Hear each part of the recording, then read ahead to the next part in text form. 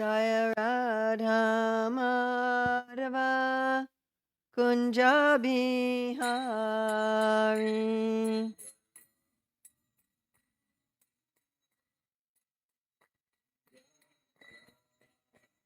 Jaya Radha Madhava Kunja Bihari.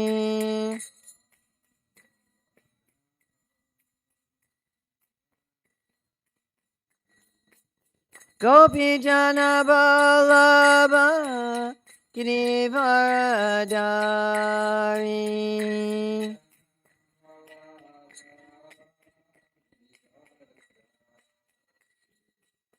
Gopi Jana Vallabha Girivaradari.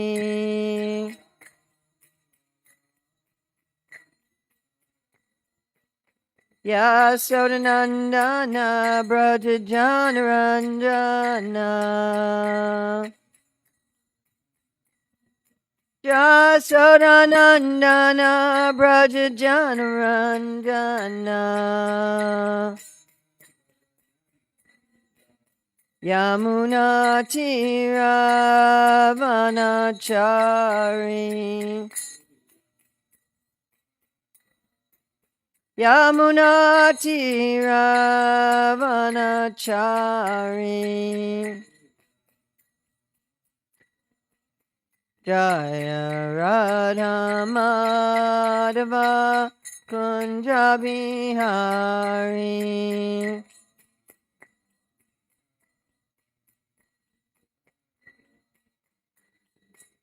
Gopi Jana Vallabha Girivaradari.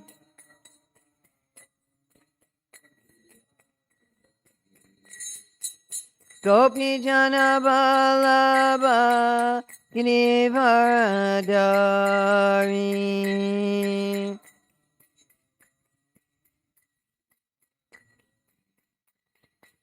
Yasodanandana Brajajanaranjana.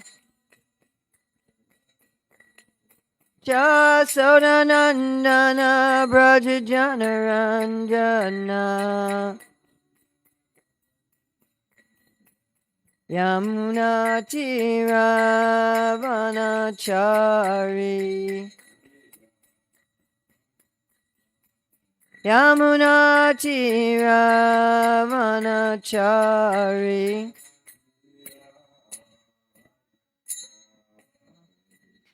Om Namo Bhagavate Vasudevaya. Om Namo Bhagavate Vasudevaya. Om Namo Bhagavate Vasudevaya. So it's February 13th, 2023 in Hillsborough, North Carolina, reading from Śrīmad-Bhāgavatam, Canto 10, Chapter 42, texts 28 to 31. So we'll read through 28. Adarshanam swashirasha pratirupe chasatyapi asatyapi dvitityecha dvairupyam jyotisham tata chida pratischayayam pranagoshanu pashruti swarna pratiturviksheshu swapadana madarshanam swapne pretya parishvanga karayanam visadanam yayam nalada malyekas tal abhyakto digambara anyani chetam swapna jagaritani cha pasyamarana santrasto nidram lehe nachintaya. Adarshanam, the invisibility. Literally it means you can't see. Swa, of his own. Shirasha, head. So, in other words, he couldn't see his head.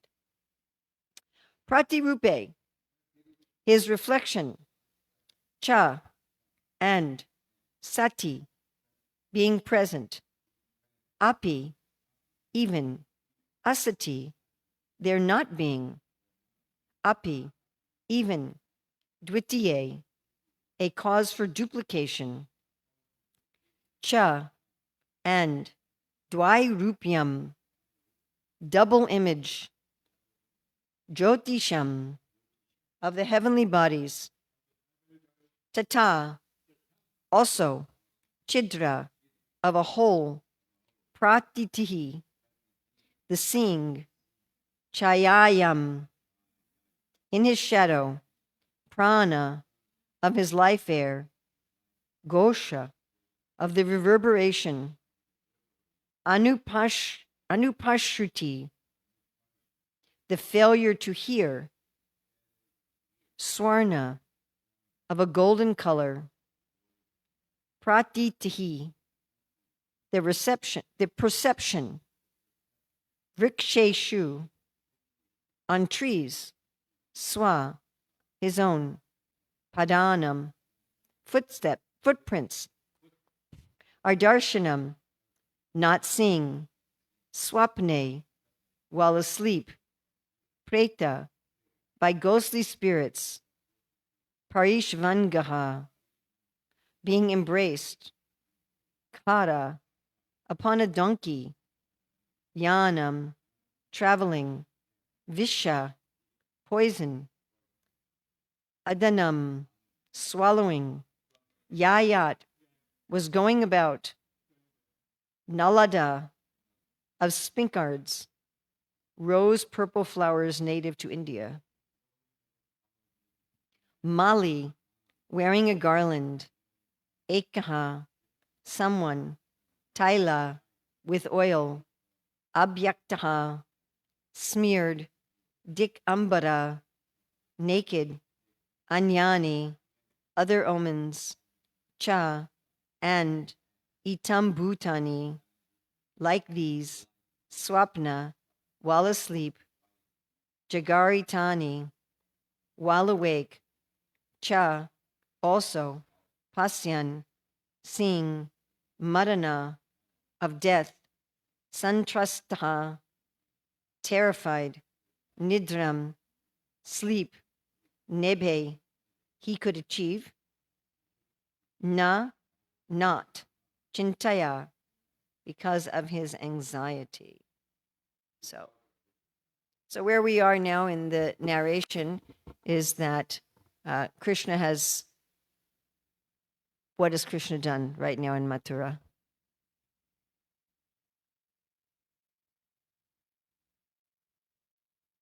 What's Krishna done so far in Mathura?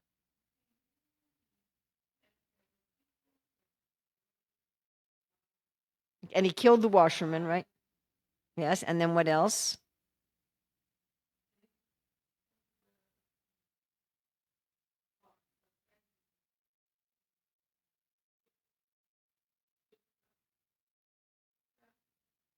Yeah. Okay, what did he break? He broke a bow, which was very difficult to even lift. Okay. And then when Kamsa heard that Krishna and Balaram had broken the bow, he became afraid. Okay, so Krishna and Balaram, are they afraid? No, they're just eating nicely and sleeping nicely, and Kamsa's really afraid. Okay, so now this verse is the bad omens that Kamsa's seeing. What's going to happen in the next verse? What's going to happen tomorrow in their time? It's going to be the wrestling match. This is Kamsa's big plan, right? So Kamsa has, right, we're just reviewing a little. So Kamsa was taking his cousin Devaki and her husband, right, to Vasudev's home, and he got this voice from the sky. Your cousin's sister, her 8th child, will kill you. And because of that, he imprisoned them. He killed their first 6 babies. Then he heard that Krishna had been born somewhere else. And so he's sending all these demons to kill Krishna. And Krishna kills all these demons. He's unsuccessful. Then he decides he's going to bring Krishna and Balaram to Mathura, and he's going to have some wrestlers kill them in a competition. They come to Mathura, they kill a washerman, and they break this bow, and he's thinking, my plan's not going to work. He's becoming very frightened. So in this verse, these are the omens that he sees. When he looked at his reflection, he could not see his head. Imagine that, looking in the mirror, and your body's there, but your head's gone. For no reason, the moon and stars appeared double. He saw a hole in his shadow. He could not hear the sound of his life air. He couldn't hear his breathing. Trees seemed covered with a golden hue. He could not see his footprints. He dreamt that he was embraced by ghosts, riding a donkey, and drinking poison, and also that a naked man smeared with oil was passing by wearing a garland of nalada flowers. These are all signs of death. Seeing these and other such omens both while dreaming and while awake, Kamsa was terrified by the prospect of death, and out of anxiety, he could not sleep. There's no BBT purport. I'm going to go to Vishwanath Chakravarti Thakur. The inauspicious omens are explained in 3 verses. Though Kamsa saw his reflection in the mirror, the reflection was headless. The moon and other planets appeared double for no apparent reason. There were holes in his shadow. He could not hear his heart beating when covering his ears with his palms, nor could he see his footprints in the dust or mud. Trees appeared golden in color. These omens were perceived in Kamsa's waking state. Kamsa saw these omens in dreams, ghosts embracing him, riding a donkey, drinking poison, and a naked man covered in oil passing by wearing a garland of java flowers. In this way, Kamsa saw many astonishing things, both in waking and sleeping states. Oops. And then Sanatana Goswami and Jiva Goswami have the same commentary. These verses 28 to 30 describe what he saw. He saw double moons and stars in the absence of any obstruction to the eye, such as a finger. Such an omen occurred during the waking state, foreboding death. The word adi indicates other causes, such as eye disease. The word cha is used twice to indicate that he did not see some things and saw other things. This occurred for the other things he saw as well. He saw his shadow with a hole in it. These he saw while awake. Though he stayed awake a long time, sometimes after great worries, he would become exhausted and then saw dreams. Other things he saw while awake and while dreaming.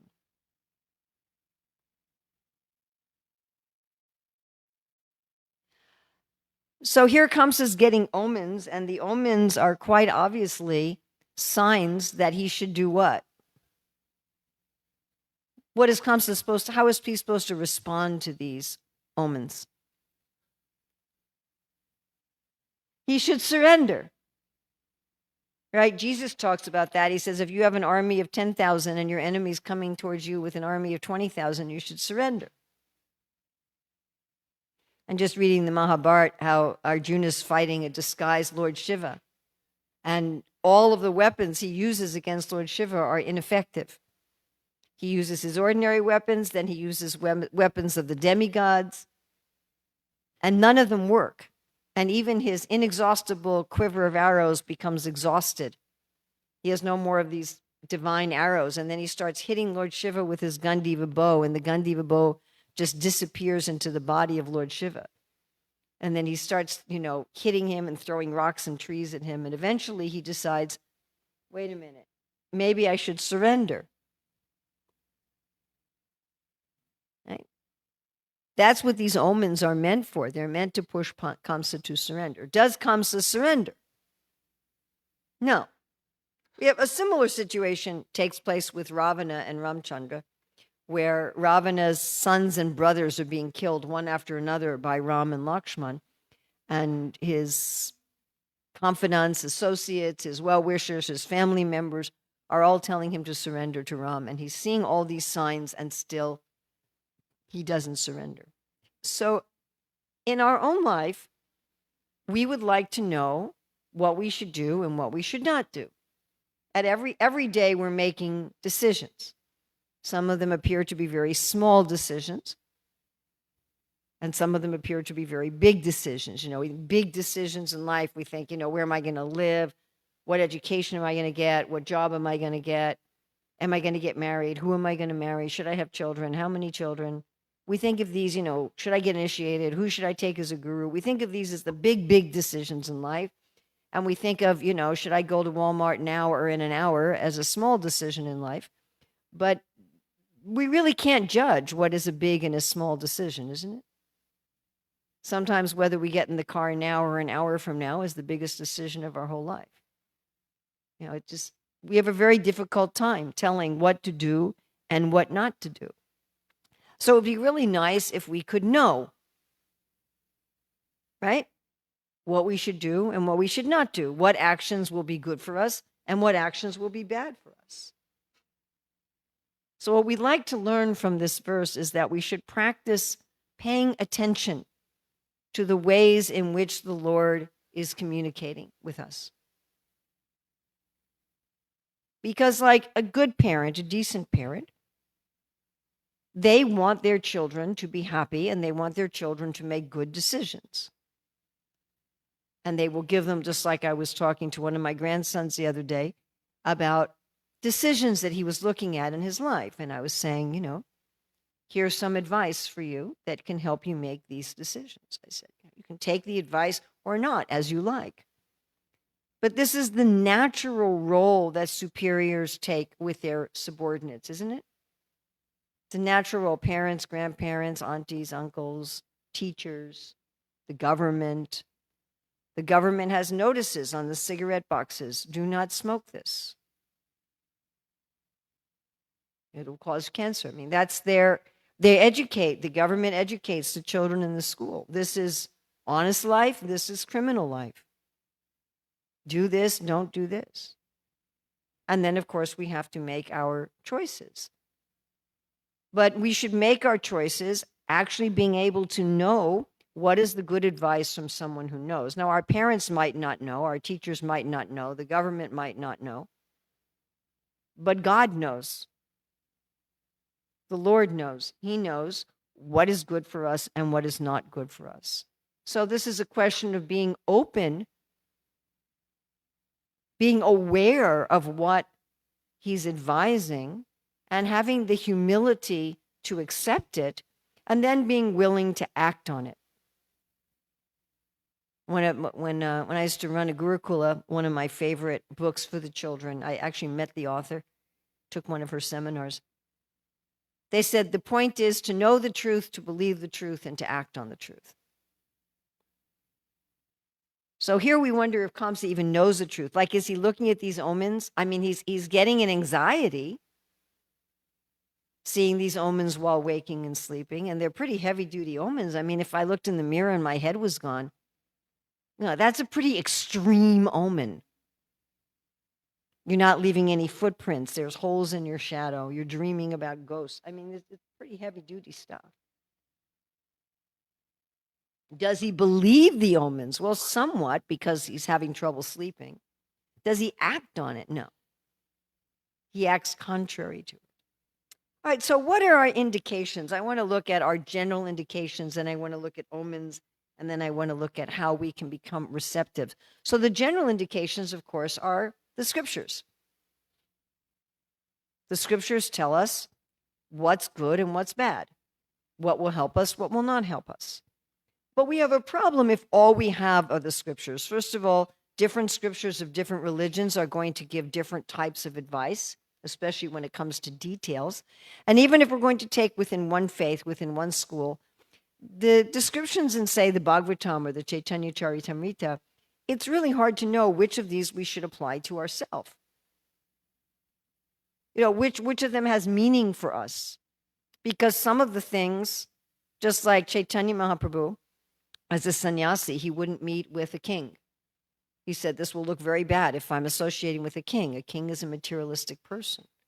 But we find Srila Bhakti Siddhanta Saraswati and Srila Prabhupada went out of their way to meet with political leaders in order to influence them to change society. But this was a big thing with Lord Chaitanya, that I'm not going to meet with the king. So when we look at the scriptures, we're going to have some difficulty understanding what exactly should I do. Srila Prabhupada compares this situation to going into a pharmacy. So we've all been in a pharmacy, or what people in other parts of the world call a chemist shop. And there in the pharmacy, there are so many medications. I mean, even if we're talking about over-the-counter medications, right? If you go to your local Walgreens or Walmart pharmacy or CVS, and just not even talking about prescription medications. Even if you're looking at medications for one condition, you're looking at medications for headache, or you're looking at medications for skin rashes. Look how many there are. There's so many. How are you going to know what to take for yourself and at what dosage and for how long, right? So the scriptures are like that. So many different regulations, so many different scriptures, so many different examples. So in order to know how to apply the scriptures, we need the sadhus. So the sadhus, and in fact, the scripture itself is full of stories of sadhus. The scripture is not just a list of rules, but it has stories. This is how Yudhisthira behaved. Right? This is how Prithu Maharaj behaved. This is how Dhruva behaved. This is how Kunti behaved. Right? This is how these people behaved, how these persons took the Shastra and exemplified it in their own life. And then we have more contemporary sadhus. We have, how did Bhaktivinoda Thakur behave as a married man with a family? How did Srila Bhaktisiddhanta Saraswati behave as a renunciate? And then we have Guru. So Guru is in our time. One concept of Diksha Guru is that you have to take initiation from someone who's personally present before you. You can take instruction from someone who lived 3,000 years ago and wrote something down, but for initiation, the person has to be present. And one of the reasons for that is that time, place, and circumstance, things change. What's appropriate at one time is not appropriate at another time. We read in the Bhagavatam about kidnappings happening for marriages. That would be completely inappropriate in 2023. Don't try kidnapping your prospective bride. So the guru in our time tells us what's appropriate for our time. And the guru, even more than that, tells us what's appropriate for us individually.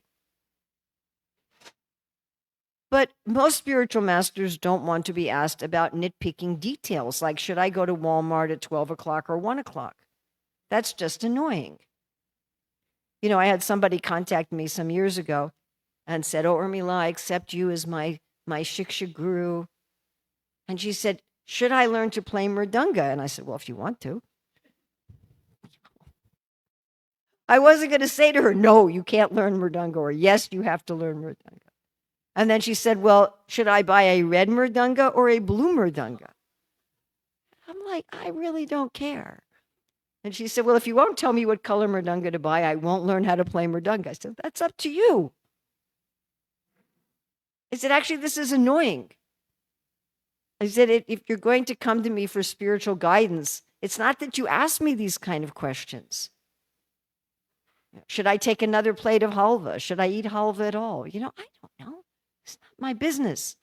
But these might be very big questions in our life. They might be life-changing questions, right? Should I go to Walmart now or in an hour? That might change my whole life. Isn't it? Yes? I mean, I've had my whole life changed according to whether I was at a place at a particular moment and who I met at that moment. My husband's whole business started because of a chance encounter I had with a particular person at a particular moment in time. Had I been there 5 minutes earlier, 5 minutes later? One time when I was driving to Atlanta for a Gurukul meeting, I was the only one on the road, and a car came from the other direction, bounced across the median, and went literally 1 yard in front of my car and bounced into the woods. And had I been 1 second later, had I been driving at a slightly different speed, that car would have gone right into the driver's side of my car. And either I wouldn't be sitting here at all today, or I'd probably be in a wheelchair or something like that. And then I was the only one who saw the car go into the woods. So this is before cell phones. I got off at the nearest exit and I called the police that there's a car there. Had I not been there, nobody would have seen that car go. So these kind of decisions, when to leave my house, how fast to drive, where am I going? This isn't the kind of thing you're going to call up your spiritual master. Should I drive at 68 miles an hour or 70 miles an hour? So how are we going to decide those things? For this, we have signs in nature, indications, omens, that give us some indicators. So we have the Shastra, we have the sadhus, we have gurus, and then we also have omens. Of the Pandavas, Nakul was very expert in reading omens. So I want to look at some of these examples of omens. Okay. So here we have from Bhagavatam 1:14, 2-5.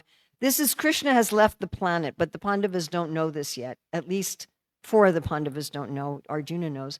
And Yudhishthir's noticing that his brother is late coming back to Indraprastha, and or Hastinapur, and he's seeing these omens. People in general became accustomed to greed, anger, pride.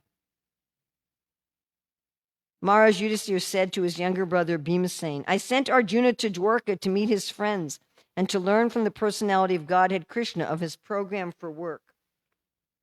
Since he departed, 7 months have not returned, and I do not factually know how things are going there. Okay. So some of the other omens. The direction of eternal time had changed. Disruptions in the seasonal regularities. Is this happening now? Are we getting disruptions in the seasonal regularities? I always said the people in general had become greedy, angry, and deceitful. They were adopting foul means of livelihood. This is also another omen that we're seeing today. All ordinary transactions and dealings became polluted with cheating, even between friends. And in familiar affairs, there was always misunderstanding between fathers, mothers, and sons, between well-wishers and between brothers. Even between husband and wife, there was always strain and quarrel. So these were the signs that Maharaj Yudhishthir saw, that he said, I think Krishna's gone. All right, then we're going to look at 3:17, 4-14. So this was at the imminent birth of Hiranyaksha and Hiranyakashipu. There were earthquakes along the mountains of the earth, and it appeared that there was fire everywhere. Many inauspicious planets like Saturn appeared, along with comets, meteors, and thunderbolts. There blew winds which were most inviting to the touch, hissing again and again and uprooting gigantic trees. They had storms for their armies and clouds of dust for their ensigns. Remember, Bhagavatam is poetry. The luminaries in the heavens were screened by masses of clouds, in which lightning sometimes flashed as though laughing. Darkness reigned everywhere, and nothing could be seen. The oceans with its high waves wailed aloud as if stricken with sorrow, and there was a commotion among the creatures inhabiting the ocean. The rivers and lakes were also agitated, and lotuses withered. Misty halos appeared around the sun and the moon during solar and lunar eclipses again and again. Claps of thunder were heard even without clouds, and sounds like those of rattling chariots emerged in the mountain caves. In the interiors of the villages, she-jackals yelled portentously, vomiting strong fire from their mouths, and jackals and owls also joined them with their cries. Raising their necks, dogs cried here and there, now in the manner of singing and now of wailing. The asses ran hither and thither in herds, striking the earth with their hard hooves and wildly braying. Frightened by the braying of the asses, birds flew shrieking from their nests, while cattle in the cowsheds, as well as in the woods, passed dung and urine. Cows, terrified, yielded blood in place of milk. Clouds rained pus. The images of the gods in the temples shed tears, and trees fell down without a blast of wind. Ominous planets such as Mars and Saturn shone brighter and surpassed the auspicious ones, such as Mercury, Jupiter, and Venus, as well as a number of lunar mansions. Taking seemingly retrograde courses, the planets came into conflict with one another. So this is at the birth of the great demons. And then we have when Krishna is in the coils of Kaliya. This is 10, 16, 12. In the Vrindavan area, there were then arose all three types of fearful omens, those on the earth, those in the sky, and those in the bodies of other creatures. And Sridhar Maharaj comments, on the earth there were disturbing tremors, in the sky there were meteors falling, and in the bodies of creatures there was shivering as well as quivering of the left eye and other parts of the body. Now, quivering of the left side for men is inauspicious, and for women it's auspicious. So when Rukmini was wondering whether or not Krishna was going to come, her left side quivered, and that way she knew it was auspicious. All right, and then we have a positive one that we read not too long ago with Akura. This is 10:38-9. He said, surely I shall see the face of Lord Mukunda, since the deer are now walking past me on my right. So the purport, it says, Akura saw an auspicious omen, the passing of the deer on his right, and thus felt sure he would see the Supreme Lord. So, of course, there's a whole science of omens. As I said, of the Pandavas, Nakula knew this science. Some of these omens, like we talked about, were for the whole planet, that there was something inauspicious happening at the planet. Krishna had left, or demons were being born. And some of them are for an individual. So we want to be kind of alert. Right? I remember some friend of mine wanted to buy a particular property. And when we were looking at the property, I remember I said, look, the numbers aren't working here. How much money you have, what is the cost of the property? It was raw land. What's going to be the cost of building a house, putting in, sewage and electric and all that? I said, you're just not going to be able to make the numbers work. This is just, it's not going to be a good idea. But there was some draw. It was a beautiful, beautiful piece of property. And some people saying, yes, you should get it. Yes, you should get it. And then my friend started feeling extreme anxiety about it. And the other people involved said, this is an omen. The fact that you're feeling such anxiety. I had a situation like that here many years ago, that I had resigned from being the headmaster of the school, and I was looking for some other service. And so I got two invitations. I got one invitation to the Vrindavan Gurukula to be a teacher there, and one to the Gurukula in Auckland, New Zealand. And they were both very good invitations, and I was quite interested in each of these.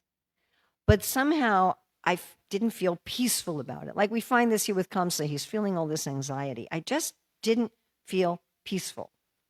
Every time I tried to make an effort to go and to get the paperwork together, I just felt this overwhelming sense of, this is not right, this is not right. I ended up doing what we call a prashna. And what I was told by one astrologer is, if you take either of these choices, it will not work out as you expected. And the person who invited me to New Zealand passed away in a car crash 2 months later. And the person who invited me to Vrindavan ended up stepping down from their position in the school about 2 months later. And so the people who had invited me and the people who were setting everything up wouldn't have been there. And I just saw, it wouldn't have worked out. I would have gone, and it wouldn't have worked out at all. Right? So instead, I ended up doing something else, which ended up being a segue to actually what ended up being a very wonderful thing in my life. So we want to kind of be aware and not be ignoring, like Kamsa's doing. He's just ignoring. And these are pretty strong omens. They're not just like some little feeling of anxiety. It's pretty strong. Basically Krishna, through the universal elements, is kind of screaming at the guy. It's like you're shaking someone in shoulders and saying, stop, stop, stop. Don't do this. So how are we going to kind of increase our receptivity? You can think of it like, I haven't done this for years and years and years, but, it used to be like cars had radios in them. Do cars still have radios in them? And you would turn like a dial to find a radio station, and you kind of turn it, and they're sort of static, and you get to exactly the right place to find the radio. I don't know if I'm really being dated saying this. And you had to be in the right place. I guess we find this with our mobile phones. You've got to have good reception. Like recently, I went to this retreat in Orlando, and I couldn't get any signal on my phone in the cabin where I was staying. I mean, occasionally I might get like 5 minutes of reception every 2 or 3 hours, and I had to go to a particular place. So we want to have our own psyche receptive. And Krishna explains in the Bhagavad Gita that this receptivity is according to the gunas. So when we're enveloped by tamas, by the mode of tamas, we have almost no receptivity. It's kind of like my trying to use my phone in that cabin in Orlando. I had practically nothing. I couldn't get any bars. I couldn't get any signal. I mean, I might get it for a moment. Like I would get it for, like 30 seconds. One message would come through and then I'd try to respond and it wouldn't work. So Thomas is like that. And Thomas, we're not receptive and we think what's good is bad and what's bad is good. We're just completely confused. Like Kamsa here, he's getting all these heavy omens and he's going to go ahead with his plan anyway. We have it backwards. Then in Rajas, you have sometimes you get it right. So when we're in Rajas, sometimes we understand what to do and sometimes we don't. It varies. And in Sattva, Krishna says, we understand what is to be done, what is not to be done, what is liberating, what is binding, what is to be feared, what is not to be feared.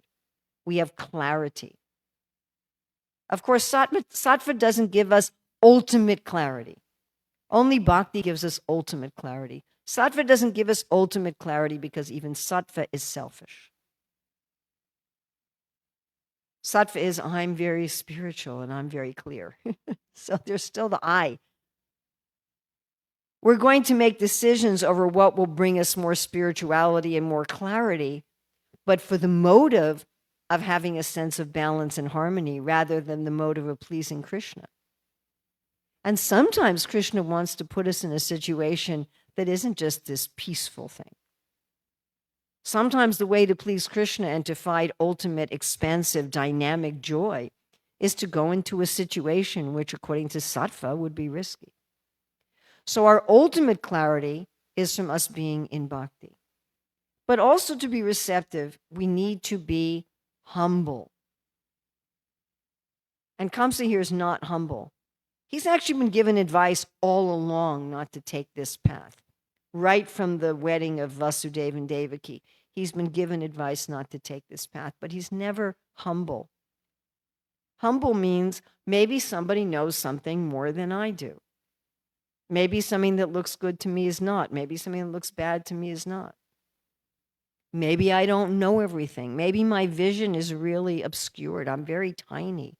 I'm like a little ant on a windowsill that can't see the highway. So to be in bhakti and to have humility, and then to respond. To say whatever things look like to me in my ego, I am going to respond to Shastra, I am going to respond to sadhus, I am going to respond to gurus, and I'm going to respond to the indications within nature that the Lord is giving me. And then we won't be pummeled like our poor Kamsa.